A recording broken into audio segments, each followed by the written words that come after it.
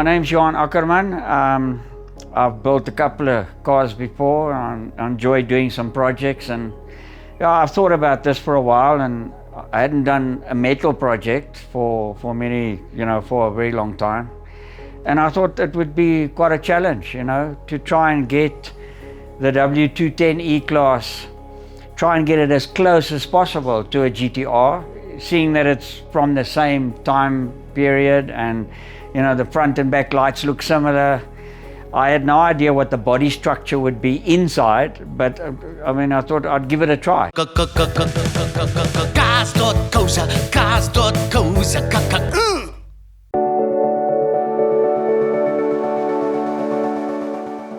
Sanbonani Dumelang, aangename kennis. How's it? Jacob Mushukwa, all the way in the east of Johannesburg.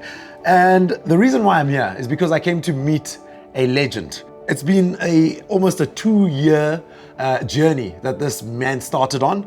First time I saw one of his builds was on the Grand Tour. And then I got to see more builds because you do a bit of research and a bit of Facebook stalking, etc., etc. And now I'm very honored to be hanging out with Mr. Johan Ackerman. How are you, sir? How are you doing? Very well, thanks. Great to meet you guys. So let's take it back a little. Which are the cars that you started with? And which are the cars that made you world famous? I know it was a C9 that I saw on the Grand Tour. And what got into your head to decide that you want to build this, an ELK? Yes, you know what, the C9 will always be special to me because that was my first car. Okay. And the way it was built, it was on an absolute shoestring budget. The determination to have one was far greater than what I could afford. So that'll always be a special car. In between, I built some other cars, but this has always been in the back of my mind. I've seen pictures on the internet where guys have tried and did their own sort of version of the car. And I took a good look at it and I thought, you know what, I must give it a try. I just need to give it a try.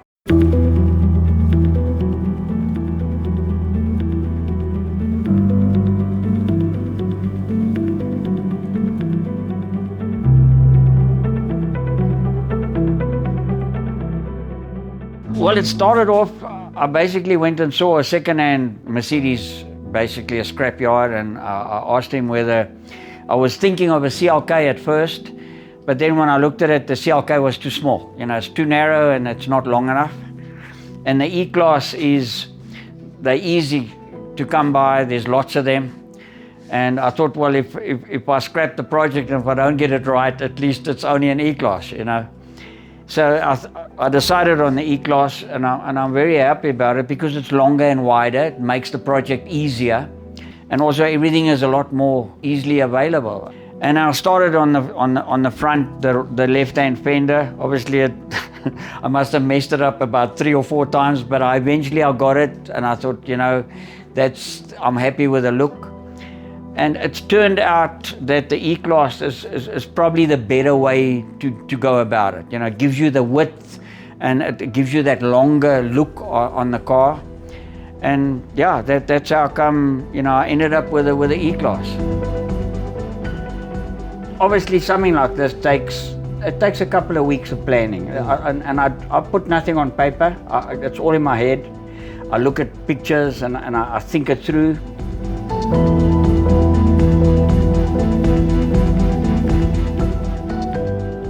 When I started, obviously, I started at the front because I knew the biggest challenge was to try and get the car low enough.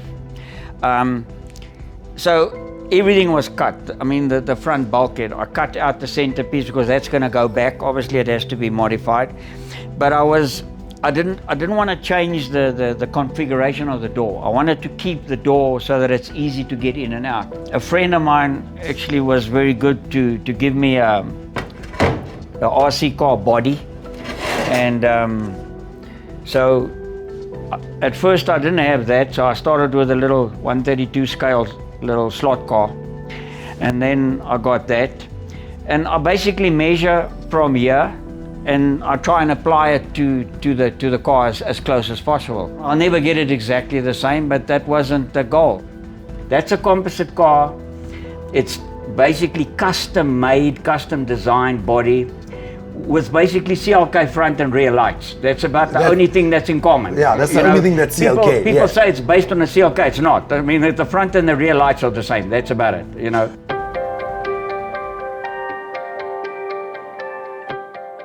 When I started at the front, first of all, I mean, I looked at the lights and they were too upright. I thought, shove it, you know, what am I going to do there? Also, the grille was too square.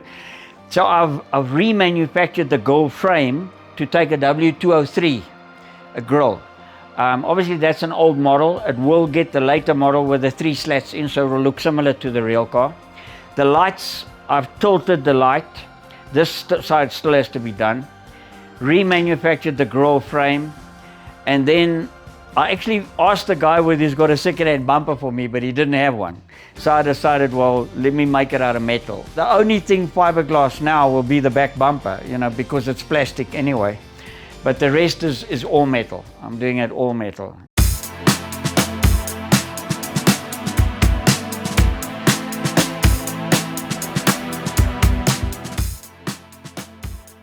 You know what, my sheet metal experience comes many years ago. I mean, obviously I qualified as a aircraft sheet metal worker, but then again, that's all aluminium, and it's a lot easier to work with. And you basically, you make more flattish sheets. You don't really make complicated, you know, shapes. You know what, on social media, a lot of people have asked me, but yeah, you're just adding weight. You know, when you look at it, I've actually cut about 140 millimeters out of the car from front to back, right through. So that is out, the whole rear interior is coming out, the glass is coming out. So I think the metal that I've added will probably compensate for the metal that I've removed. Obviously the V12 engine will make it heavier. I mean, the E-Class wasn't a light car anyway, but I definitely don't think it's gonna make so much difference to the weight. I think it's still going to be a great car, and the little bit of extra weight is really not going to be a problem at all. I mean, I think these big S classes, they weigh like nearly 3,000 kilograms, you know, 2.8 or whatever. So I doubt that this car will be more than 2,000 kilograms. I doubt it, you know. So it's still going to be a really fun car to drive for sure.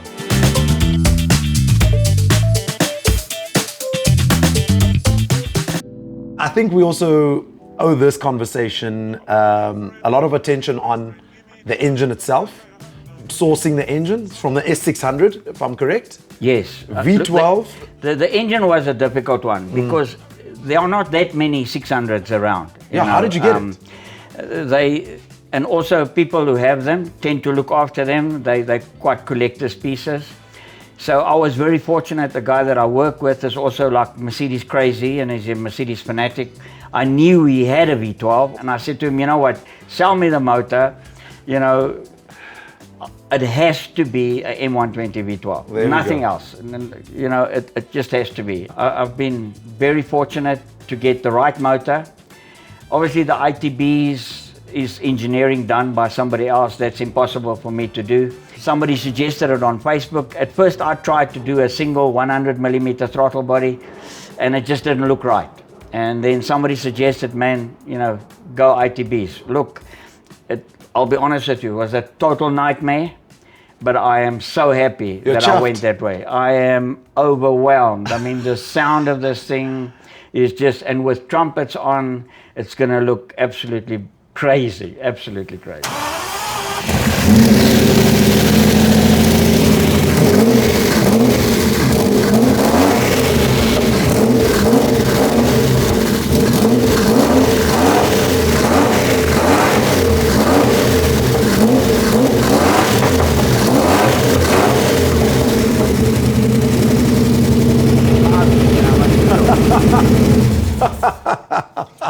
This is madness. It sounds amazing. Yeah, obviously, I mean, you can hear it's not firing, you know. I think there's probably a plug lead, but you know what? We started it the first time yesterday, and there's lots of things still to sort out, but I think you can hear this thing is going to scream. Unbelievable. The engine's so big, how did you put it in here?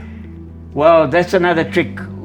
The engine and the gearbox went in from underneath. I put it on a, yes, on the I lift? put it on a trolley. Okay. I lifted the car up, put it on a trolley, and then we lowered the car Slowly. and then see now you had to lift the engine more. So we, it was a basically a whole day of up and down, trying, and then eventually it went in beautifully.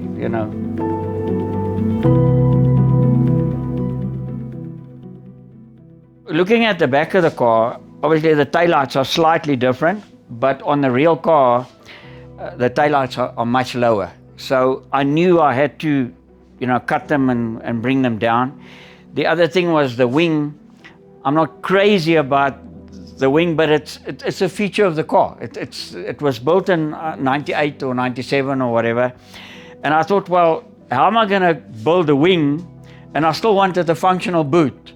So I thought, well, the only way is to make the wing so that it flips up and then still have a functional boot. So I'm still going to have a functional boot plus the wing that looks like the real car. Yeah, when it came to the roof, when I looked at the original car, I knew that the actual slope of the original W210 is just not, it's too square, it's far too square.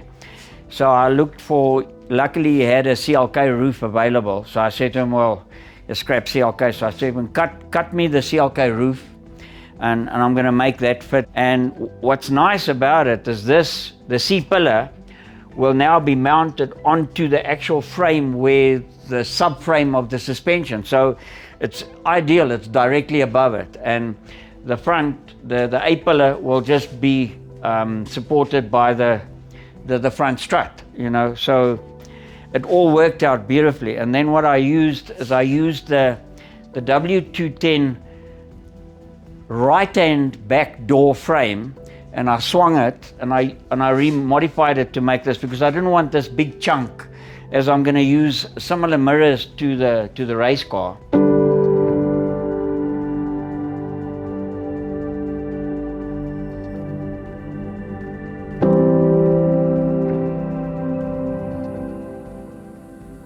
Yeah, you're actually fortunate that both these are here now, because the C9 that I built like 12 years ago, that's come back for a little bit of a revamp and so on. This is the C11 that I finished a couple of months ago. Still a little bit of work, but as you can see, it's a passion about race cars. Obviously I love Mercedes, and these are two icons that raced in those years. And yeah, I'm really proud of the C11. It's a really special car. This has got the proper V8 with the twin turbos, similar to the real car. The C9, I mean, obviously was built on a budget. That's got the V6 with twin turbos, but they're both great cars.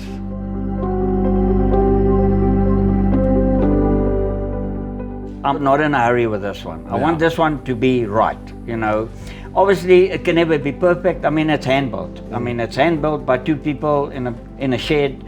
Yes, I want it reliable, because like my other cars, the C9, I mean, I could drive wherever. Wow, this is just wow. I'm in awe. To be in the presence of greatness, I think we got to give Johan his flowers, and we also got to give him the title of taking backyard builds to another level. I'm immensely proud of this build. To come here and see it in person after seeing all the pictures, man, Johan, put it here, boss so man. Much, you nailed it, brother. Yeah. You nailed it. Thank you. It. I really like what you've done with this car. Leave a comment, subscribe, guys, as we usually do. Okay, love you. Bye. Let's find what moves you. Cars.co.za. Hello, you join me and my Fern in the Cars.co.za Cape Town office, where I have been asked to tell you about our new quick search feature in our app. Now, if you don't have our app, it's been downloaded by over 2 million South Africans, completely free. It's in any app store that you use. Go ahead and get it right now. And we've just launched a very cool new feature. It's a first in South Africa. So it's basically plain English search. And this is how it works. You open the app, and in the quick search bar, you just type what you're looking for. So BMW X3 Silver Gauteng, and then bang, hit, I've misspelled Gauteng. Then hit search, and we pre-populate all those filters for you so you don't have to fiddle. And then you get, of all the 72,000 cars on our site, all the silver X3s in Gauteng for you to choose from. That's actually quite clever. I didn't know it could do that. Should probably read my emails sometimes.